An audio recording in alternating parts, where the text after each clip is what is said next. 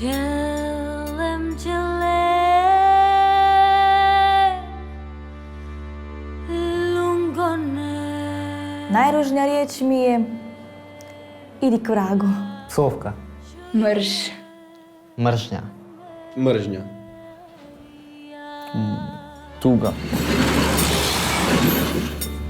Čelem čele.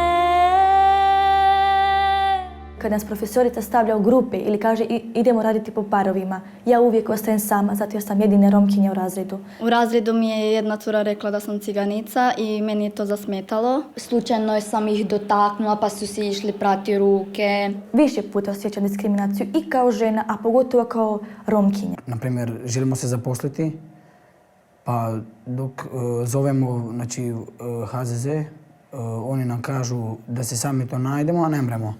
Znači, dok čuju za prezime Oršoš, onda ne mremo dobiti.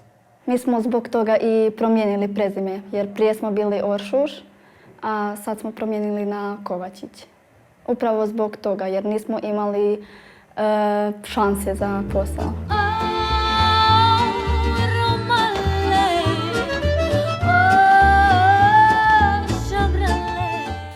Tri najveće želje.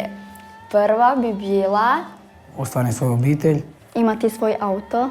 Druga je dobiti posao. Da se zaposlim. Da budem zdrava. Treća je živjeti sretno.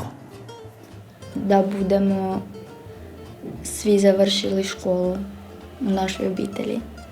Idemo pokazati dobre strane, idemo pokazati da nismo takvi kako se prikazujemo, da nas većina neće pobijediti, da nek nas pobjede manjina, znači oni koji smo dobri. Isto tako da poboljšavamo onu većinu koja nas blati, da damo priliku, šansu, da otvorimo ljudima oči, i srce i misli, da već jednom shvate da smo mi ljudi od krvi i mesa.